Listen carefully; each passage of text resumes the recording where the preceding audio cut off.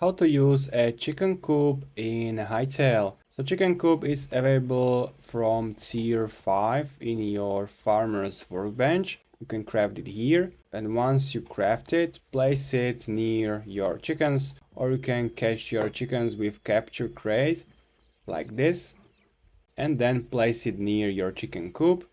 I don't know the maximum capacity of one chicken coop, but I know that these three will fit to this one. And during the daytime they are outside, and if you, for example, set the night, I'm gonna type here this command, they will automatically go inside that chicken coop and they will be inside until the morning. So I'm gonna type here this command and they're outside and they will bring you this little surprise. Press F to interact, and it's an egg. For every grown chicken, there will be one egg available. So now you can eat it and do whatever you want with that egg. So that's basically how you can use this chicken coop. Please let me know how I should name my chickens. See you next time.